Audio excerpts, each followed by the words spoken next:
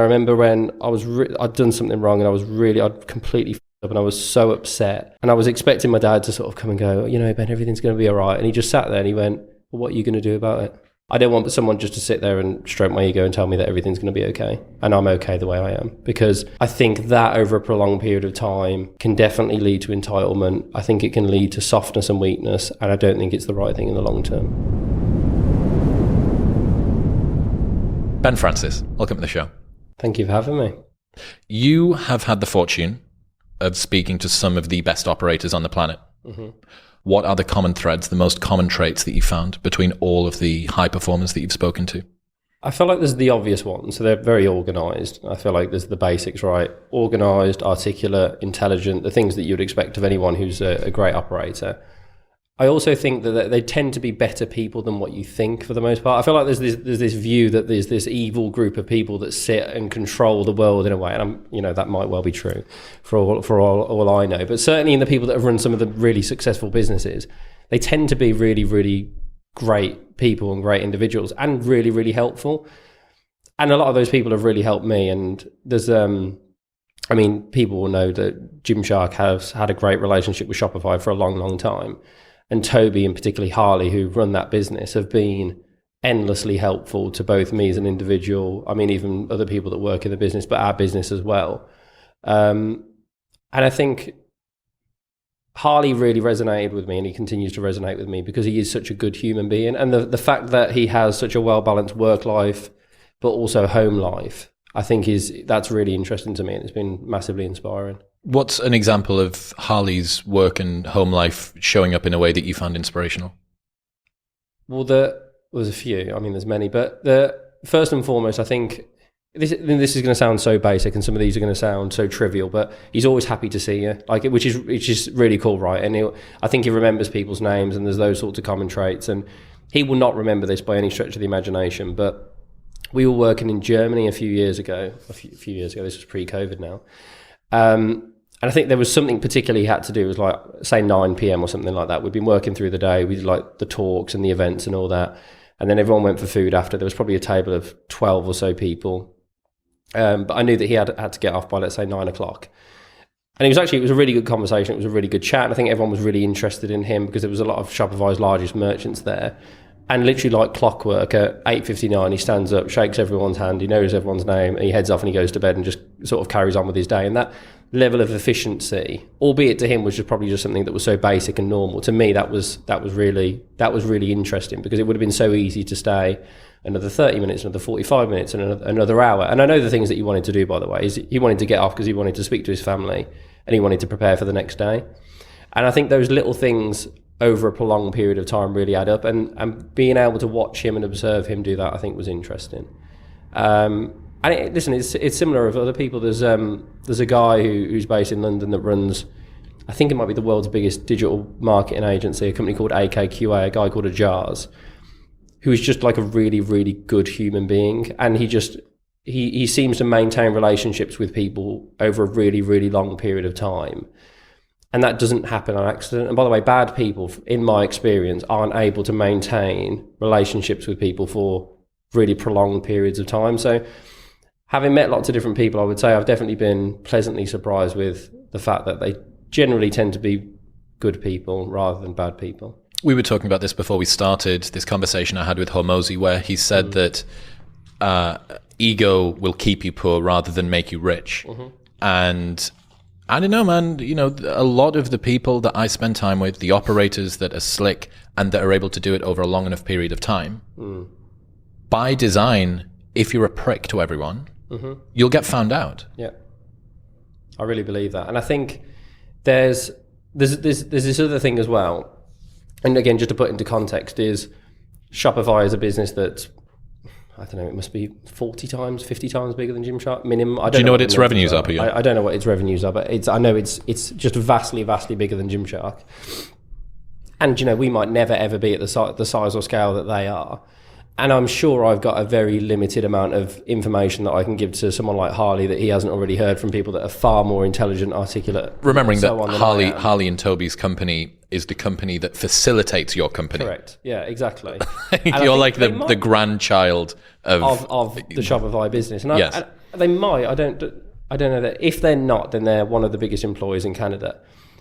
But I feel like every time that we're talking, he is trying to learn something from me, and I'm trying to learn something from you. There's not this whole thing of, oh, here he is, here's small fry, I know everything. It's that mentality of always being open to learning. I thought, and it always surprises me. It's the same with the jars as well.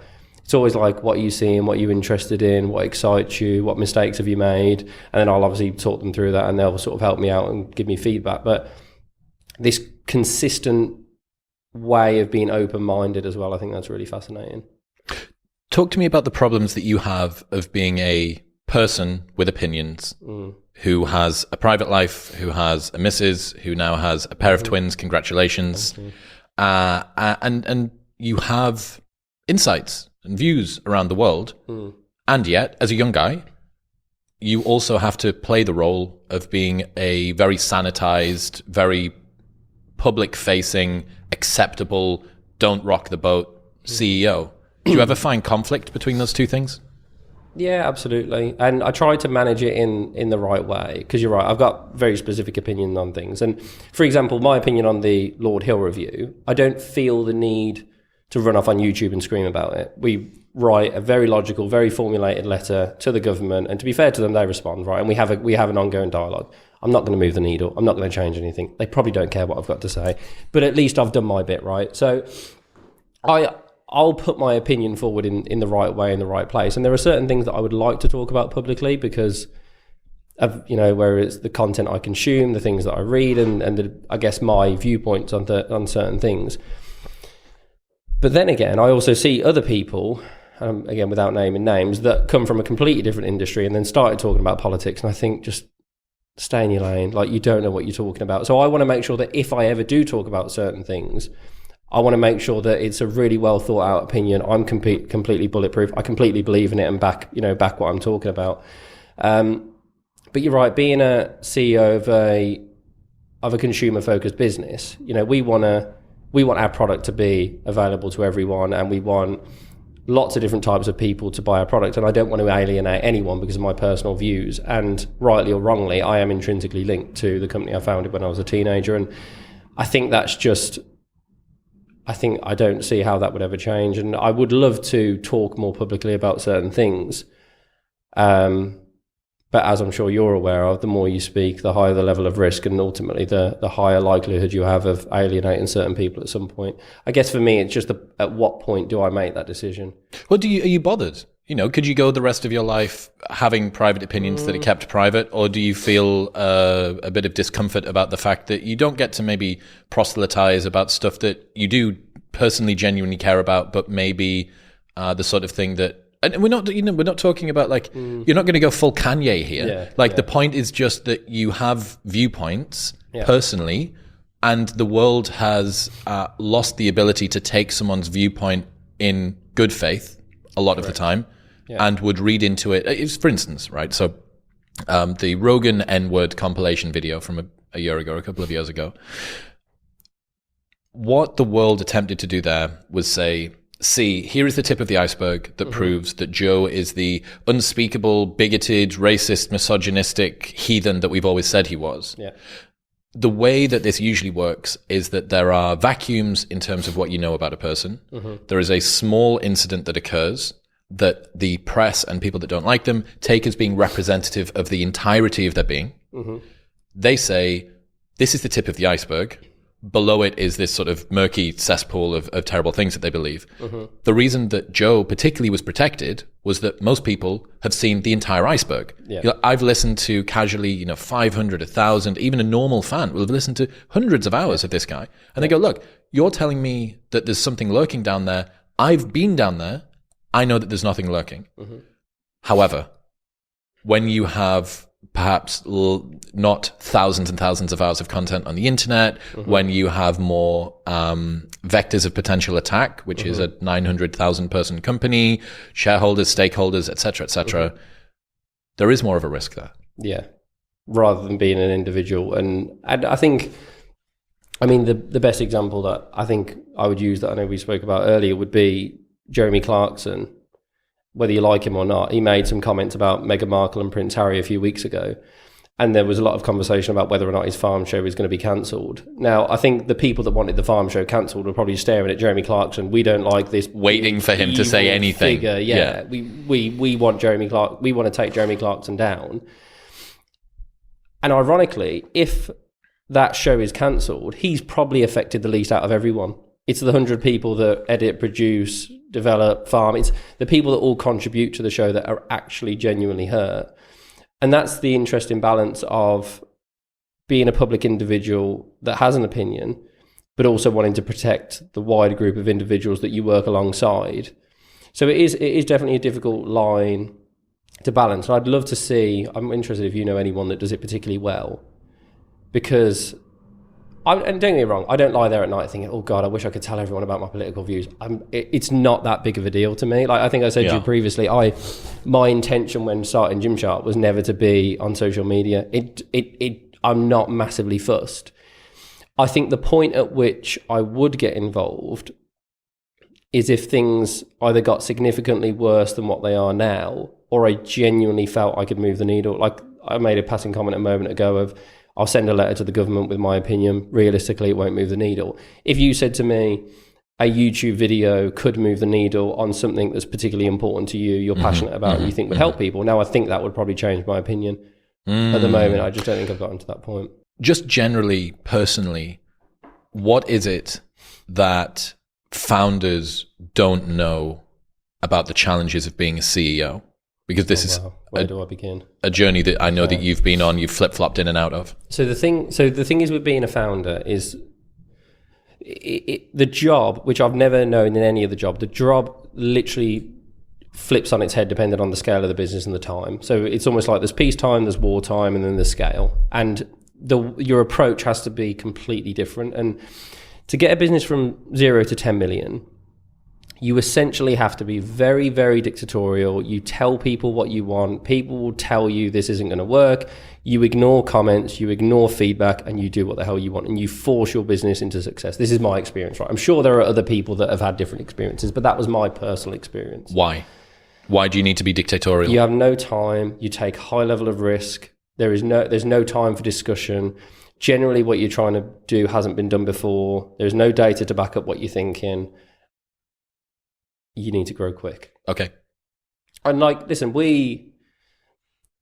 in that period, there were several times that we risked everything we had to get to that next level. And oftentimes the risks make no sense because, again, and granted the numbers are smaller, right?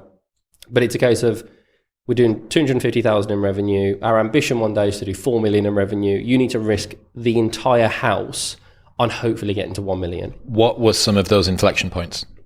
So for me, it was the first events that we did. So we did one event, it did well. And what you normally do in a larger business is you do an event, it does well, you sit there, you analyze the data, you understand what the ROI would be if you were to do 5 more. It's like, no, like in the early days, in that 1 to 10, that purely entrepreneurial phase, that gut instinct phase, is you have no time to do any of those. So we did our first event, it went well.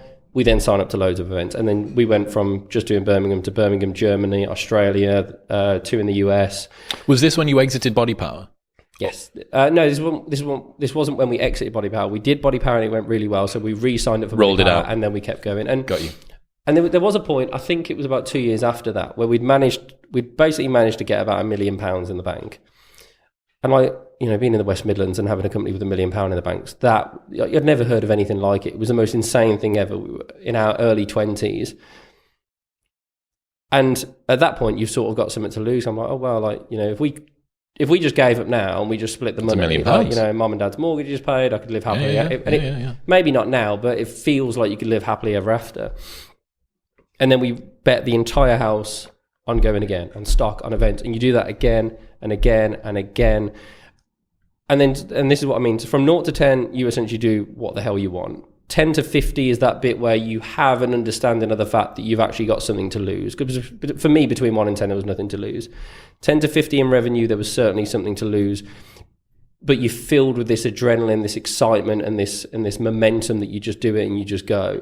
And at that point, you're really starting to hire people. So the whole thing of ignoring what everyone says, it just starts to go away. Because if you're doing 50 million in revenue, you're doing $1 million a week, the likelihood is you probably have a handful of staff that are helping you manage that. If you just ignore what they say and do what you want anyway, then going back to what we said earlier, that only has a certain period of time that can work for. And then what you find is the larger the business gets, the more that you rely on other people, the more or the less that you're in the detail. And then the more that going off and doing becomes either more explaining and inspiring as the business grows. So very occasionally, but I would never sit in front of a sewing machine anymore. And I don't sit down and sketch out product and try and work out exactly what I want, but I need to work out, and this is my big challenge now, right? Trying to scale Gymshark into a truly iconic British brand and a global brand, is how do I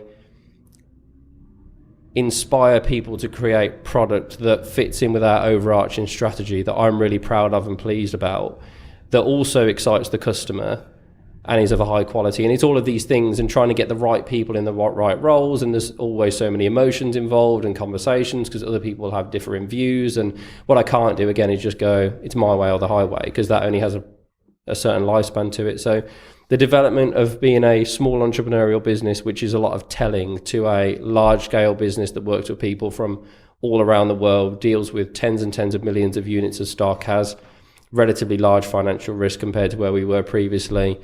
And he's trying to become an iconic brand that is now competing with some of the biggest brands in the world that have bank balances that are 10, 100 times larger than ours. That's where it becomes a fascinating thing, because it's more about, it becomes significantly more of an intellectual and social challenge than it does this just sort of adrenaline-filled thing. Do you miss that?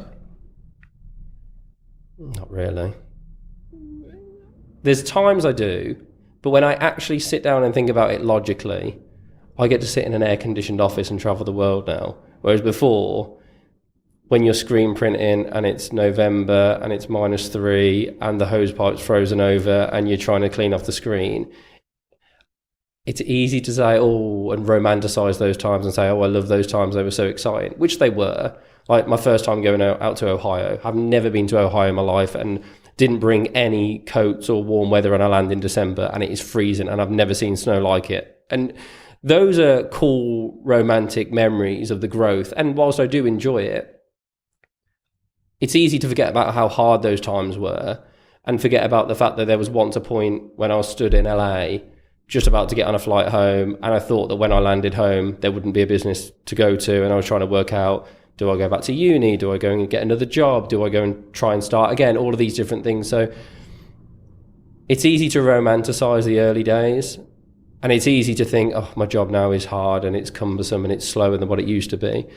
But I'm an eternal optimist, so I would say I would like to think that it's the best now it's ever been.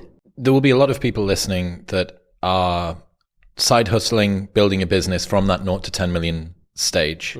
During that time, for businesses that are maybe less consumer focused than yours, but for many, they'll need to relinquish control.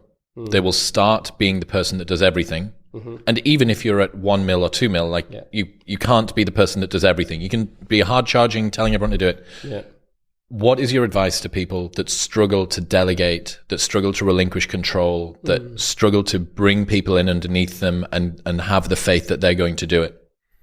Well, I think the first thing I would say is I think you need to really understand yourself, because for me, I was fortunate in the sense that I managed to work out what I'm good at fairly quickly. And then literally it's quite simple. These are the things I'm good at. These are the things I'm bad at. Draw a line between the two, outsource the things that you're bad at. And I also think that you don't be precious about those things. Those things could be simple, they could be complex, but go off and find people that can do it and get the best people that you can afford. I think in the early days, I think that's really, really important. So in the very early days of Gymshark, I was well aware that I didn't really understand operations, logistics, finance, and quite frankly, people anywhere near as well as I needed to. So brought in a great CEO, and he was chief exec for, I think, 5 or 6 years. I think 6 years, Steve was. And he managed all of those things for me. So your incompetence was a competitive advantage in that regard. Correct. Because you felt like you didn't have any ownership. You already knew where your weaknesses lay. Yeah. They were staring you in the face. So there was no problem with relinquishing that control to someone that was evidently much better than you at it. Which is easy to do if your ambitions for the business are larger than your ambitions for yourself. Because the risk... What do you mean?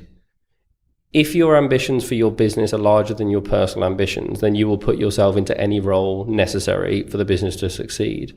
If your ambitions are larger for yourself than your business, then you will ensure that you're at the top of the business at all costs because your personal ambition is to be top dog. The reason that having Steve come in as CEO was particularly helpful for me was it almost had a bit of a flywheel effect because Steve came in and covered my weaknesses instantly. So from a business perspective, you get a huge tick because Ben's now not doing things he's not very good at. Ben's only doing things that he's good at, and we've got someone who's very good, Steve, at doing the things that Ben's not very good at. So almost like in the list of things to do, you can almost tick everything then. The next thing that had is it meant I could not only double down on my strengths, so I would move deeper into the business, and I actually ended up doing a chief of brand job, a marketing job, a tech job, and a product job. So I got C-suite experience across 4 different parts of the business, and I have sat in factories. I've sat across the table from people like Google and Facebook and Shopify, worked with athletes, been to pretty much every event that we ever ran. I got to do all of these things, which very, very few people get the experience and the opportunity to do. But then I could also sit with our CFO and our CEO and learn about finance and ops and go to distribution centers and warehouses and things like that. And I could sit with our CFO and I could say stupid things that made completely no sense. I could ask stupid questions, knowing that if anything went wrong, there was essentially this safety net beneath me of both the CFO and the CEO. Someone who's less incompetent. Which is perfect, right? Because what you want, if you want to improve rapidly, it's a bit like if someone gave you a test, if you're doing your A-levels now, and you can do the test once, you'd probably do relatively well. You give the test a go, you get a C. But then you get the test again and you get a C+, and then I'll give you the same test again and you get a B. And then slowly but surely you get better and better, and then we'll try another test. And that's what it felt like to me. I had 5 years of failure without consequence. And that is, if you had a magic wand and you could draw the perfect environment for learning, it would be failure without consequence, because you can literally just throw yourself at anything that you want at any given moment. How could... have you got any advice for... That sounds fantastic. Failure without consequences is amazing for a learning and iterating process. Is there any advice that you would have for how somebody could integrate this either into personal, professional, business life so that they could do this more and iterate on that learning process? As an owner, or... Yeah. I think this works in any role, right? So if, for example, you have an overarching role that, let's say, for example, requires 50% creativity and 50% organization. I'm just making up a job here. And let's say you're the opposite of me. You're a highly conscientious, organized individual that gets everything done that you need to do, but then you're not maybe creative and you haven't got the ability to think about what's new and what the next thing is. Then what I would implore you to do is to find that individual and partner yourself very closely with that individual, not only so that you can learn from them, but also so that they're filling your gaps and your weaknesses. And I also think, and I don't know how this works, I don't know if it's easier for a creative to become organized than it is someone that's conscientious to become creative. I would say it's easier for a creative to become organized. I would say so too. The other way around. Yeah. So maybe I'm quite lucky from that perspective. Mm-hmm. But equally, some of the best business people I've met are the opposite of me. They're not that creative. They're just highly driven, organized, bold, good at taking risks. That's because if you had a business Very filled smart. with you would have fantastic ideas, but nothing would get done. Correct. I look at Video Guy Dean's been to my house in Austin, and I live with Zach, and he couldn't be more different to me in terms of his sort of psychological personality makeup. He plays 5 different instruments. He's like super, super creative. His girlfriend's an artist, etc., etc. And you can see a physical manifestation of our 2 personalities when you walk into each of our studios that back into each other. So you go into mine and everything is neat and tidy. I press 3 buttons and all of the lights come on. It's very, very dialed. I walk into his. There's been a sock sellotaped to his wall from the first day that he moved in. I have no idea why it's there. Neither does he. There'll be like banana peels around the place. It's like a Tom and Jerry cartoon. So I would probably be closer to that. I think so. Albeit I've had to train myself to be more organized through whether it's working with great people, whether it's as stupid as using the right applications and things like that, and trying to organize myself. What's the biggest risk that you've taken with Gymshark over its entire lifespan, do you think? I think it all varies, doesn't it? So the the first events that we ever did, because we risked everything on the events being successful. And if the events weren't successful, then we would have run out of money. So that's without a doubt one. I mean, personally, leaving, like I was the first person in my family to ever go to university. I didn't finish university, but that whole thing of calling up my mum and dad and going, this thing I've worked really, really hard for, I'm now going to leave it. That was a personal risk, albeit not a financial risk. And we've had plenty of financial risks. They tended to be earlier on in the process. Those would be the main ones. Again, this is going to sound really bad, but the financial risks never really frightened me too much. And the reason for that is when I was a young kid, I did the first ever, I guess, experience of work for me was working on work experience for my granddad. My granddad lines furnaces in the Midlands, so brick, ceramic fibre, labouring job. I basically just did labour for him. And he would tell me, and he's a one-man band, it's not by no means a huge business, but he loves what he does, right? And he would tell me about how he risked everything he had on a job where he was basically building a furnace that was due to be sent out to Germany. And for whatever reason, there was this point in the process where it could have gone horrifically wrong. And he would tell me from the age of, 12, 13, 14, very young anyway, about he would sit there and think, am I going to have a roof to put over my mum, her sister, my nan's head? And when that's been drilled into you from a young child that my family have taken those risks and that level of risk, and I spent a lot of time with my grandparents growing up because my mum worked nights in the NHS and my dad would often work away and things like that. The risks that I then take aren't that big. So take £1 million at 22 years old on events, when worst case I can go back to university and get another job at Pizza Hut. It never felt frightening in a way. It was more exciting. Do you think that that's because of your optimistic mindset? Yes, and high level for risk tolerance. I think I really enjoy things like that. Like risks like that really excite me. That's something that I'm trying to get better at, taking risks. My disposition is very, very conservative, iterate very slowly. It's meant that I've basically made zero mistakes ever when it comes to business. But the fact that I've made zero mistakes is probably an indication that I should have taken more risk on. Yeah. That's something, again, British culture, I think I would say very much discourages risk. Yeah. Overall, very, very just softly, slowly, like, limit your potential upside, but also massively limit your downside as much as you can. We've spoken a lot about sort of business, the operations of business, but like fundamentally what you are doing is encouraging fitness in the world, right? Like it's facilitating people feeling better about their bodies, thinking about the way that they train, the way that they show up, not only just the physical, but now moving into the mental as well. What is different about what the world needs from fitness content now compared to when you started?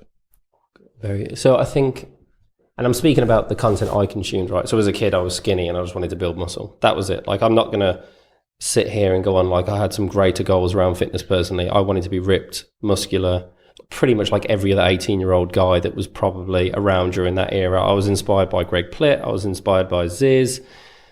That was my, like, Rob Riches, people like that, like not necessarily the big bodybuilders, but the people that were ripped and shredded. And that was my personal ambition. And it felt like that was very much, definitely the bodybuilding industry was definitely around that. Because even if I think back to when I first got into fitness, the big bodybuilders didn't really get into social media. They almost looked down their nose a little bit at that new era of people that were coming up. So when I think back to that era, and then you had the Matt Oguses and the Chris Lovato, this is where Gymshark started to come along a few years later. When I think of that era of people versus now, it's interesting because it feels like the mental element has come a lot more into it. And when I talk about the mental element, I feel like people talk about mental health all the time, and I do think it's important, but it's so much more about, it's almost like maximizing your potential holistically rather than, having a good mental health and good physical health. I would say it feels slightly harder now and more direct than what it was. And it also feels a little bit to me like male mental health seems to be being talked about a hell of a lot more than what it was previously. And I don't know how to put this, in a more masculine way. How do you mean? I think when you think about people like Andrew Huberman and the things that he talks about, and the way that it feels a bit like men are being encouraged to be more manly, for lack of a better term. And I don't see that as a negative, by the way. I think that's a massive, massive positive. Whereas I'm not saying that there was an opposite before, but I just felt like that thing didn't exist. And I think that it's interesting because over the years, before it was how many bicep curls do I need to do a week to have big arms, it's almost like everyone knows that now. And if you want it, if you don't know that, if you're a young 16-year-old kid joining the gym, you'll work that out within a week on YouTube. Yeah. So then people are now going a lot deeper in this, in terms of like, okay, so how do I become a better man in general, rather than just how do I have bigger muscles? How do I show up in the world? Yeah, I think that's a really nice way to frame it. That previously, when we were starting training, it was the MISC forum on bodybuilding.com. Spent a lot of time there. Got abused on there as well. I bet you did. Like Christian Thibodeau, T Nation, like all of this, like that kind of world. No one knew what macros were. No one knew if blueberry extract was actually going to be the secret to your muscle gains. Then it was very bro sciencey, and it was like, if you don't have a protein shake within 30 minutes of finishing the gym, you will lose all of your gains, and you need to have your creatine every 30 minutes, and you've got your pre-workout, your intra-workout, and it was just like to the point where I remember shoving hyperbolic mass down my throat in a bid to somehow gain weight, whereas now that whole world just seems to have, it just completely has changed. And, correct. And weirdly enough, I mean, certainly in the areas that I spend time on social media now, it's far more around a genuinely good diet, a good organic diet that is balanced with a balanced level of fitness that probably incorporates some weight training, but also incorporates a level of cardio. Yep. And it feels like a more balanced approach to fitness now. I would agree. So when we're talking about integrating men, masculinity, and how it's not just about turning up and looking good. It's not just about talking about mental health. And I had a problem for ages. For the people that are listening from the US, there was a campaign in the UK called It's Okay to Talk, right? And this was trying to encourage men to open up about mental health. And I always felt icky about it.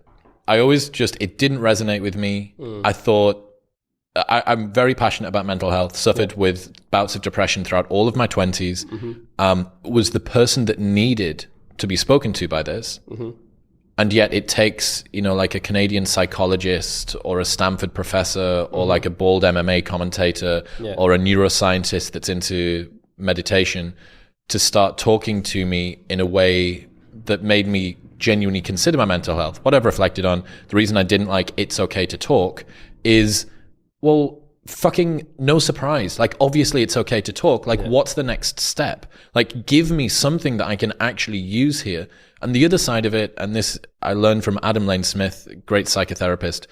He said that male depression gets treated like female depression. Men are made to feel loved and accepted when they want to feel capable and powerful. And the problem that we had there was that you were treating male depression and male mental health like female depression. Yeah.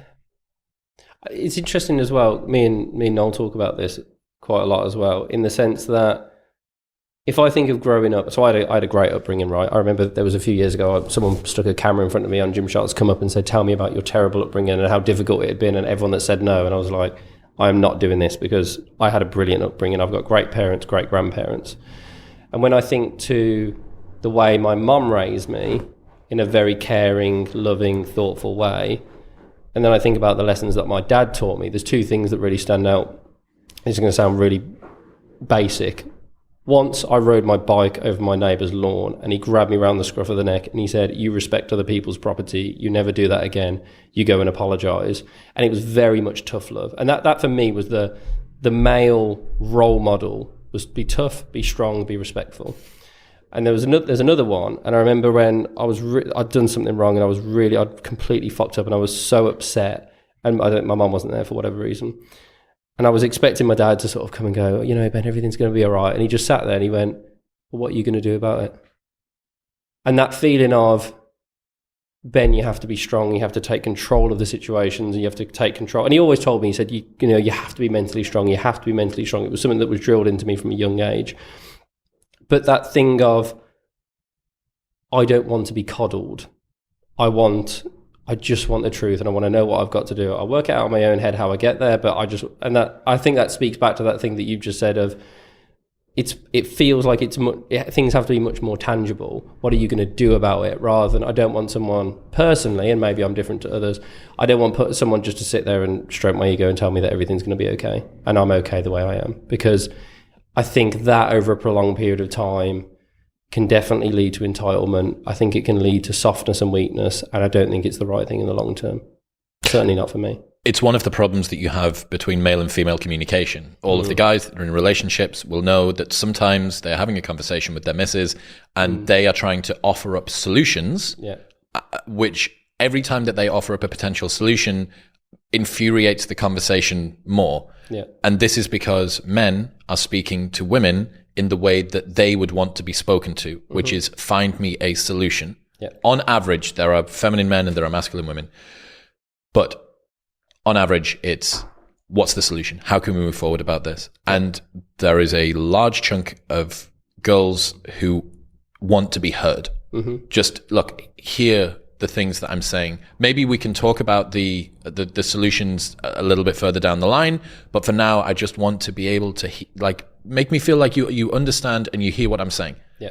And you're there laying out a tactical, operational plan of what it is. Yeah. So I think that's an interesting arc that we're talking about here, going from what's the first level of male development, which maybe came about perhaps due to men starting to feel like they were less required. 2006 to 2012, you are more visible online.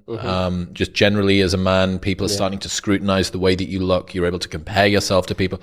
But wasn't this the point where obesity became a thing in the early 2000s, where everyone sort of said, I think it was at the point where the US it was something like 40 or 50% obese. And then I'd never heard the term obese until the early 2000s, and it might just be an age thing. Then all of a sudden obesity became a thing.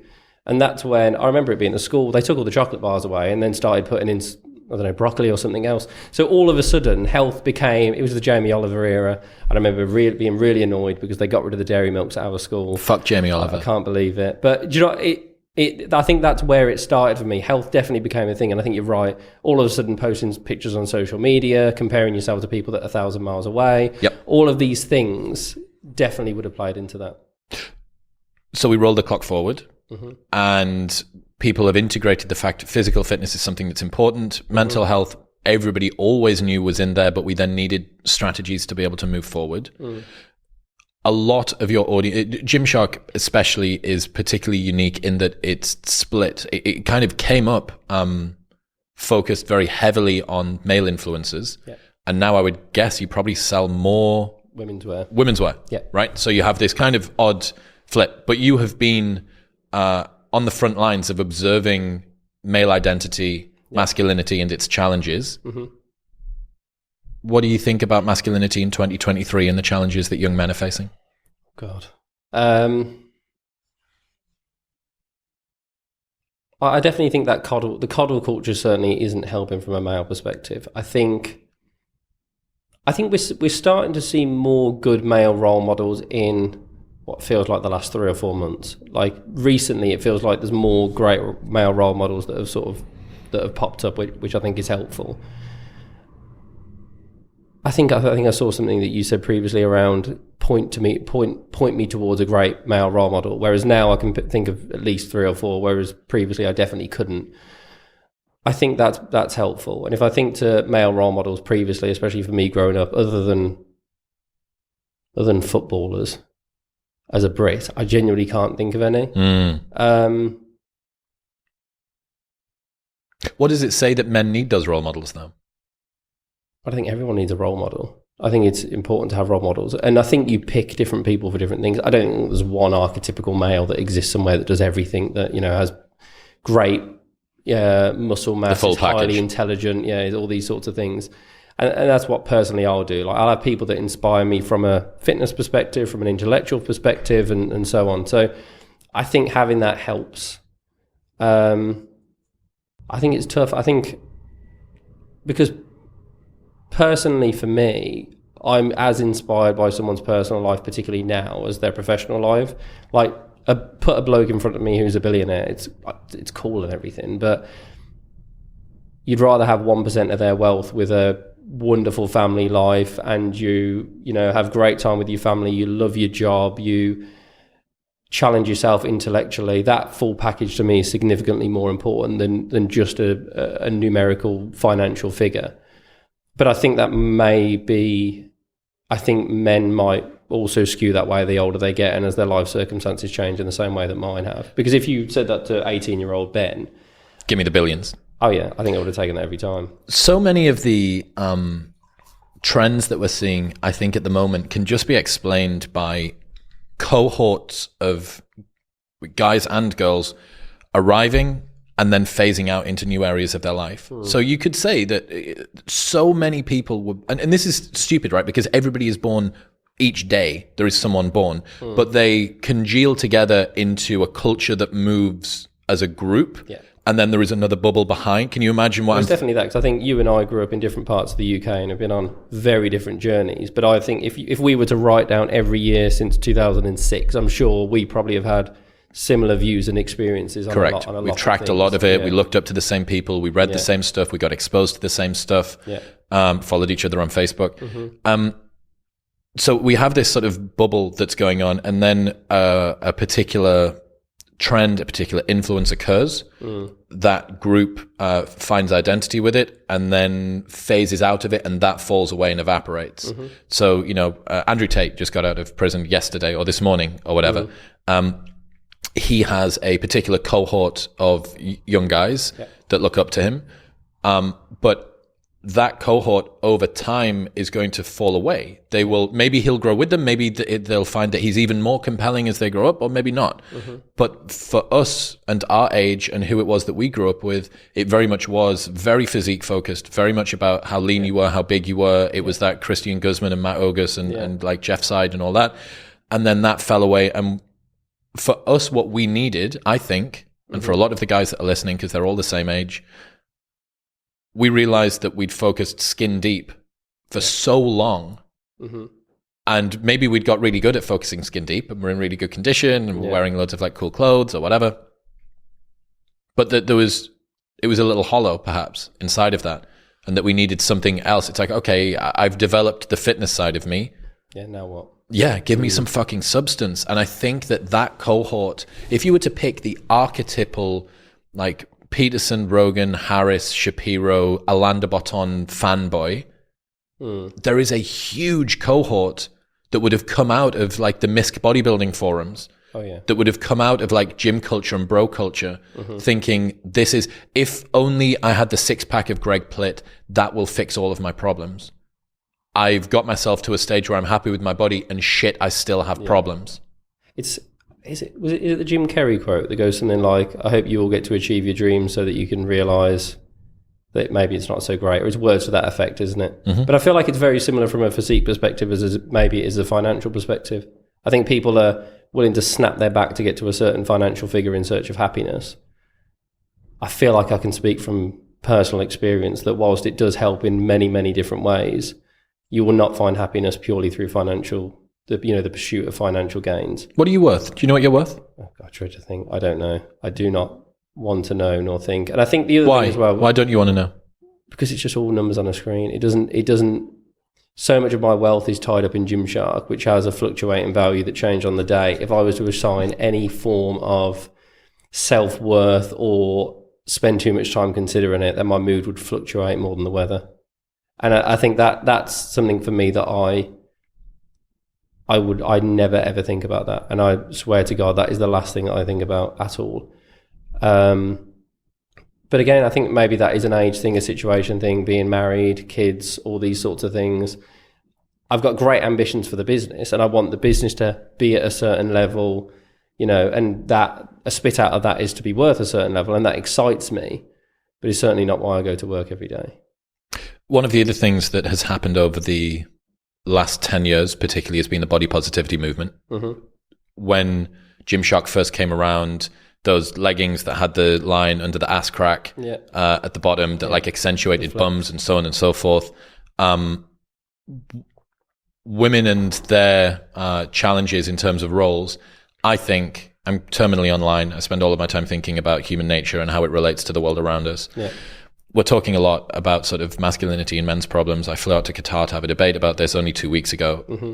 If I was to like pick a trend at the moment that I think in 5 years' time is going to become the new existential crisis, I think it's girls. I think that we have insane rates. Well, we know that we do. The Pew Research just came out about this. Unbelievable rates. It's like 1 in 2 to like 60% of girls in their teens have serious depression or mental health problems. 1 in 2. Right? It's unbelievable. So I think that that's coming down the pike. I think that it's something that we need to be concerned about. But given the fact that you've seen a lot of changes, and one of them has been the body positivity movement, you have wife that was involved heavily in the fitness world and was doing the influence stuff. Have you got a viewpoint on that? Have you got a viewpoint on the challenges that women have faced? So I think the interesting thing with that is, and to be honest, I think there's points where I've had conversations with Noel. I think we pushed it too far at points. And this is the thing with running a company. You're running a company here. There's this trend of conversation, and you need to straddle the line between the trend and the conversation and then the consistency of where you want the company to go. And there were definitely points where we strayed, I think, too far towards that body positivity conversation because I think it got hijacked and went too far. Now, the one thing I would say is I was a skinny kid who wanted to build muscle, and we at Gymshark don't believe that a skinny male in the UK that wants to build muscle, we don't believe that his ambition and his desire to go to the gym is any better than an American girl that wants to lose weight, right? You're in the gym because you want to improve, and everyone wants to develop, whether it is muscle building, you want to run a faster 5K, you want to deadlift 300 kilos, you want to lose, 30 pounds of fat, 50 pounds of fat, whatever it is. We don't tier goals. We say that everyone's goal is equal. And again, I think that's become more relevant to me because I wouldn't have said that 10 years ago. It was six pack abs or bust was the ambition for me. Whereas now it's very, very different. So I think that from that point of view, that's where I think the message needs to be. The bit where I start to get concerned is when people start to promote unhealthy physiques. And that's not to say that different physiques shouldn't be shown, but to promote an unhealthy physique and for me to suggest that unhealthy physique is somewhat beneficial for an individual, that's what concerns me slightly. And this is on both sides of the fence, right? You can look at the guy that walks around. You can look at the guy that walks around at 5% body fat and say that this is a well balanced weight. Meanwhile, testosterone's in the toilet, hasn't had an erection in 6 months, irritable. Some of the people that I know who have some of the most incredible physiques you've ever seen have the worst relationship with their body mentally, and you'll know that as well as I do. People don't step on stage in some of these huge competitions, and some of them are absolutely fine. Some of them have deep-rooted mental issues, which is why they're putting their body through such trauma. And I think most of those people that are smart realise that they can only do that a certain amount of times before the risk becomes too high. So you're right, it's not just people that are overweight, it's people that are literally bulking up beyond all doubt and then dieting themselves on the verge of starvation in order to win a competition. And you're right, there's extremes at both ends. But I think the thing that concerns me is just the fact that I don't think we should be promoting the extremes in a way that suggests that they're healthy. I think there are certain elements where you can understand, admire, whatever you want to call it, the extreme. So if I'm massively inspired by, if I see a picture of Dorian Yates, another guy from Birmingham, Phil Heath. It's just because of the accent. It's not the photo, it's the accent. But even closer to home, like Ryan Terry. Yep. Seeing him in pictures is cool. Seeing him in real life, it is insane. Like I look at him and He's such a big boy. It's crazy. For his mental fortitude to get himself into that position is absolutely incredible. Where I'd start to worry is if he got himself into that condition and remain there for a prolonged period of time. I think that has to be of concern, just in the same way that if a friend or family member of mine was to get quite overweight, I wouldn't sit there and say that that's okay. And that doesn't mean I wouldn't care for them or love them any less, but I would say, listen, I would say it's beneficial for your long-term health if you were to get into decent physical condition. I don't think everyone needs six-pack abs. Everyone doesn't need to be able to deadlift 300 kilos. But moving, being in the gym and having a certain level of fitness, I think is only helpful for everyone. You have recently had twins. Yes. How old are they now? They are 14 weeks today, I believe. Right. They're fresh. Yeah. They're fresh out of the oven. I remember listening to a podcast that you did a little while ago where you were reflecting on a conversation that you had with your EA. And she'd said something to the effect of, you're not going to be able to do this when you have kids. Yeah. And you'd said, mañana, I'll deal with it when it's in front of me. You don't need to worry about that. Given that you are now at the coalface, what have been the lessons, introspections, changes that you've noticed over the last 14 weeks? Oh, God. Well, first and foremost, I was wrong. So Zoe was right. She was saying that you can't continue to work. I don't know if it was in this rate or in this way. I think it was more in this way when you have kids. And the reason is very obviously my life and Gymshark just blended into one. It was a 7-day-a-week job. I'd sit there and I'd work on a Saturday, on a Sunday, on a Monday. It would be fairly loose and free and open. I'd just work all the time. Cool. And I love my job and I continue to do so. So I wasn't sat there thinking, oh, God, I'm annoyed that I'm working on a Sunday. I thoroughly enjoyed it. And the fact that I would travel a lot and I'd be away for lots of weekends and things like this. Whereas now, all of a sudden, having kids, I want to be at home on the weekends, but the work is still there. So it's gotten a lot more intense for me in the sense that, again, we just did a trip out. We did a trip to Colorado a few months ago, and what we'd normally do is fly out on the Saturday, look around on the Sunday, maybe go out to Breckenridge or somewhere like that, relax, work Monday, Tuesday, Wednesday, Thursday, Friday, fly home Friday, make a leisurely journey back from Heathrow on a Saturday. Whereas now it's fly out Monday, work Tuesday, Wednesday, Thursday, fly home Thursday lunchtime, land home Friday, walk through the front door and have a child thrown at me, sort of thing. So it's very, very different. And I would say I've become significantly more purposeful in my time, and that's in every facet of my life, right? So if I'm at work, and if I'm at home, I'm at home. And previously I'd be tapping away a lot more on my phone. I've started to turn my phone off on Sunday afternoons. I'm going to try and do that potentially for a whole day on Sunday, just so that I'm present and with them. The travel, more present when I'm at home and at work. And I think things like that, it's certainly made me think, and they're still very young, right? They're newborn at the moment. So they're not necessarily noticing if I'm on my phone, but I'm very aware of the fact that within a few months, I don't want my kids to have a dad that was just messing around on his phone all the time. And there's an interesting insight that I learned there, again, from Adam Lane Smith, which is a lot of the time parents are considerate and becoming increasingly more aware of their kids using devices, right? Do you want your child to have to be only distracted by YouTube for Kids or whatever? One of the things that a lot of parents don't consider is the fact that if they hear that ding and the ding causes mum or dad to look at the phone, the child's relationship to the phone and the relative amount of attention that the parents have with them is something that is very, very quickly forgotten. I think, and again, don't have kids, can't wait to be a dad, but when I do, my grand idea of how I'm going to have a relationship with technology may get thrown out of the fucking window. Yeah. However, I think that there is a really, really good argument to be made that if you're in the room with your kid, the phone shouldn't be in there as well. Yeah. That if you want to use a device, step outside of the room, because we just do not know what second order consequences there are of your child playing second or third string to something that's in your hand. Yeah. And these are all the things that I've now started to think about that I would previously never have thought about. And even stupid things like the job is still busy. My travel is certainly reduced. We're renovating a farm in the middle of nowhere where we want to be able to have the kids grow up, want to be able to grow all our own food and live a proper home ranch life. And just little things like that. And it's so different to the way that I grew up. And it might be a combination of me getting older, being in the position I'm in. I think it's just a position that we are in the world as well. I think with everything that's gone on politically, globally, with COVID and everything, I think the amount of people that have just gone, fuck this, I just want to be self-sufficient and do my own thing to a degree, I think has increased dramatically.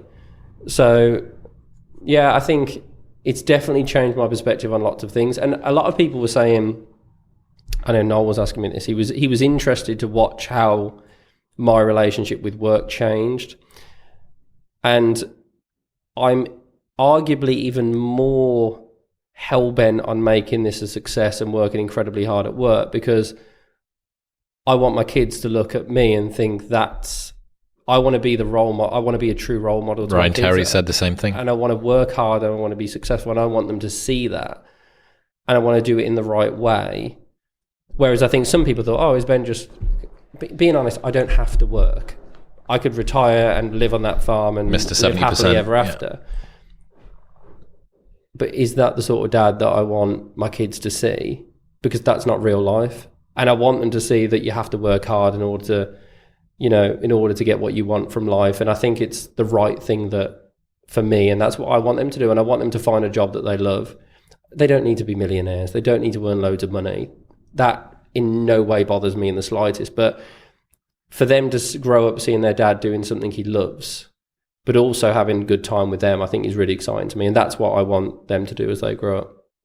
You have the opportunity to give your kids materially opportunities that you didn't have as a kid. The lack of opportunities that you had, the exposure to your uncle or granddad that was making stoves and risking it all on a $100,000 stove or whatever that was shipping to Germany, has formed you into a person not only that you're proud of, but one that has objectively been able to become quite successful.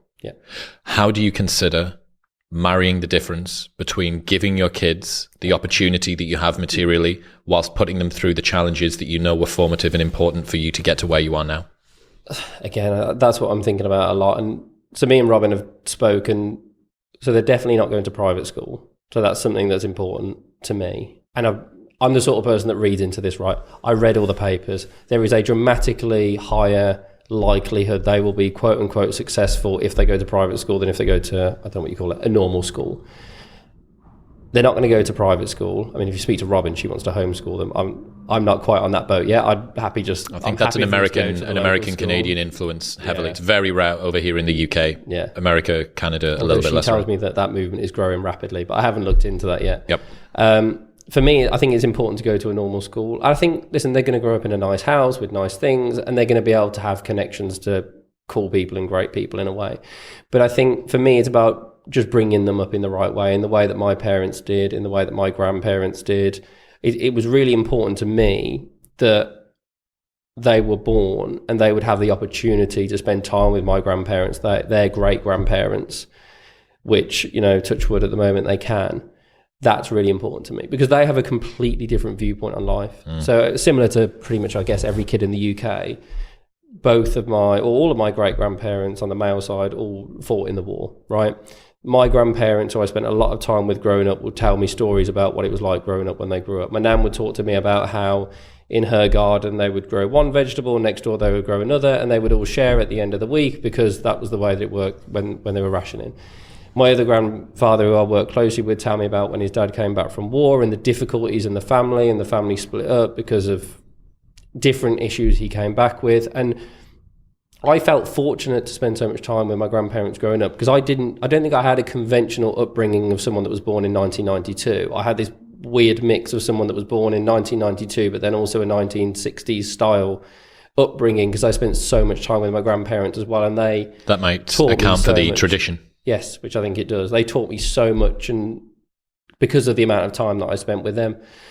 So I think for me to somehow instill those values and beliefs in my kids is really, really important to me. How I do that, I don't know, because some things you just have to learn yourself. And one of the things that I learned myself that other people couldn't, for whatever reason, teach me was I had this feeling of, I just can't wait to get out of the UK. I can't wait to get out of England. I want to go somewhere else. I want to be in Australia. I want to be in the US. I want to see the world, and everywhere is going to be so much better than this because England is this and it's that and it's all these things. And I'm really lucky, right? I've traveled into more countries than I could ever imagine. I've spent lots and lots of time across loads of different states in the US, in Canada, across Asia, all these different places.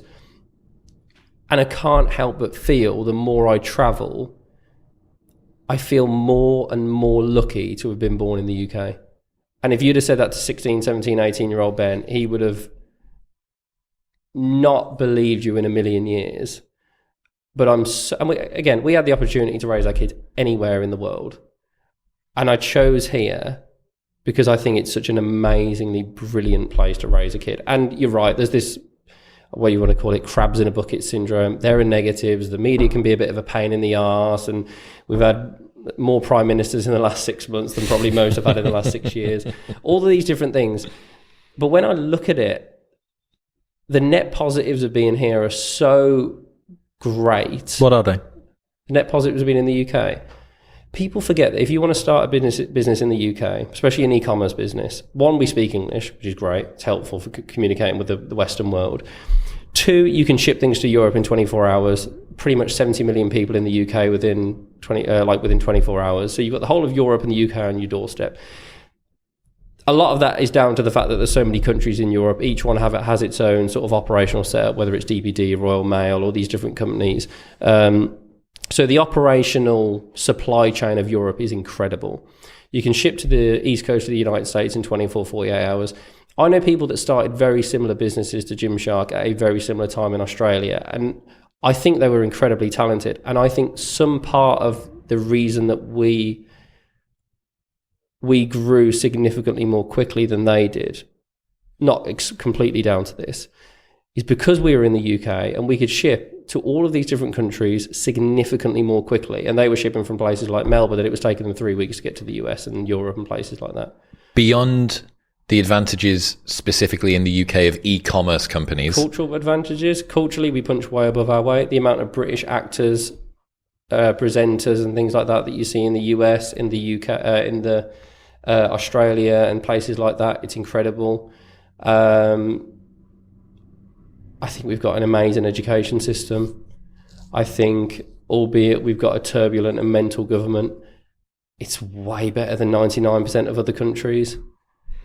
And I know people moan, and I know they're a mistake. And this is the other thing as well, and this is what frustrates me with a lot of people, is you meet so many people, especially in the UK and the US, that go, I don't think he's great, right? Biden made this stupid mistake. Surprise, surprise, he's an old bloke, right?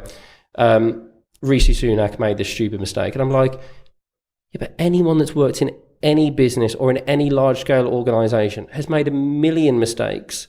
It's really fucking hard. You couldn't do a better job. And I think we just need to take stock of the fact that for the most part, we have it really, really, really good. And do we have the most competent people in our government that we could possibly have? No, but where does? Where does? And I think your alternative is if you were to go purely on competency, you'd probably end up significantly closer to a China or somewhere like that. Correct. And I always say to people, well, you could go and live in China. And I've never met anyone that says, yes, I'd love to do that. So I think the benefits from an economic perspective of the UK, in a country that punches above its weight, that has great connections into to the entirety of the West, that has great social influence across the world. We live in a safe country. That's not nothing as well. A lot of the concerns at the moment do come in America. A lot of my friends, the reason that you've got Waldorf schools, have you heard of those? Okay, yeah. So there's a bunch of alternative, semi-alternative schooling systems, very based around being outdoors, teaching kids to hunt and dress animals and stuff. Very much back to basics there, but let's be real. One of the reasons is that they're very concerned about some of the ideologies that are being pushed to kids in schools. Correct. Yes. That, for me, looking at the UK, for all that the US coughs and we catch a cold, it is 1/100th of the amount of psychological contagion, mimetic horse shittery that goes on in the US. It's frightening. Is that something that you have highly 100%, considered? 100%. And I think maybe you see this more being in the US, and for you living in the US and for me spending a decent amount of time in the US, I think you see more of that. Now, if you were to, again, this is where my optimism comes out. If you zoom out, what generally happens, it'll be like this, but it will, like the S&P, it will generally trend up, and the US will get better and better. And I'm a massive long-term believer in the United States. I think it is an amazing place full of amazing people. I'm just thinking for the next 50 years that I'm going to be on this planet, how much of that do I want to take? Whereas in the UK, they go to a local school. It's not hunting, but they'll do forestry. Yep. They have the little place in the local village where they get to grow their own food. They learn good skills. They'll do well enough, and they'll have decent enough education on English and maths and things like that. They can pursue what they want to creatively. I think it's great, and I think I think that, listen, there's so many things that excite me about the UK. And I think we've got it really, really good. I really do. And I think there's so many people in the UK and in the US for that matter that just constantly focus on the negatives. And like I said, I'm more of an optimist, and I think that the long-term effect will be a net positive as well. I think so too. But you're right. I do have concerns over those exact things, and I do think about them. And maybe it's different for me because I'm in a privileged position where I can just choose to not allow my child to be involved in certain things that I don't want them to. If you live in a place and that school provides that and you're not happy with it and you're stuck with it, maybe my opinion would be slightly different. That's a concern for a lot of people, that they can't rip their kids out of a situation where they don't agree with the particular ideology, the particular cultural milieu that's going on. But I mean, you've said that you've done a lot of the research. I was talking to Ryan about this yesterday, and I think his 2-year-old is at private school at the moment. And at this school, there's kids turning up in helicopters. There's kids turning up in Bentleys. Yeah. And, you know, he's, I think, even more working class. He's as working class. Correct. He's scum. He's absolute scum. And he... Wait, Ryan Terry, by the way, tells everyone he was a plumber. I think the lads were out at a shoot at an Airbnb in LA and the toilet broke and he didn't know how to fix it. So I think we should also at some point dig in to understand how good a plumber he was. Oh, you think that this is... I think even though he was... I'm not debating whether or not he was a plumber. I just think you're right. I think he was a shit plumber. So I think... Ryan, I'm afraid that you need to come through and fix some pipes for us in order to prove that your backstory is not completely just confabulated. He's got this problem at the moment, and I mentioned it to him yesterday, and I may as well tell it to you too. Especially given that you've got twins, which is pretty interesting. Are they identical twins? Yeah. Wow, monozygotic twins. Need to introduce you to Robert Plomin. So he's the number one behavioral geneticist on the planet. Right. Every pair of twins born in the UK between 1991 and 1994 were enrolled into this study, and they ended up holding on to, I think, around about 50 to 60,000 pairs of twins. And he has teased apart the differences between nature and nurture more than anybody, right? I'd be interested in that because I haven't got into the detail of it, but there's even though you've got the same DNA, there's environmental factors that cause the DNA to basically, I don't know what you want to call it. This is where you sort of get to the edge of my competency, but they show in different ways, don't they? And I'm interested to know how that works. So the epigenetic changes, how does the environment influence the genes? To be honest, Plomin doesn't really get into that much. And for me, like epigenetics, vibrational frequencies, quantum, astral realm, all that stuff is a little bit like the God of the Gaps argument to me. It's like a place where we don't quite understand, as far as I can tell, just what's going on. And people use it as a wedge in which they can drive basically wishful thinking and desires. So when it comes to kids and schools overall, when you account for everything, genetics, socioeconomic status, all the rest of it, taking a kid out of one school and putting them into another has less than 5% of a difference in their academic outcomes.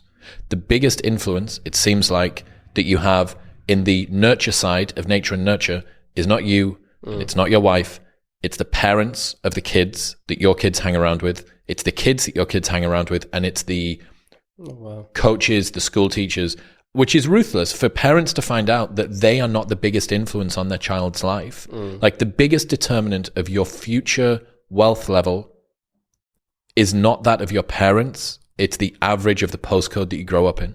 Why?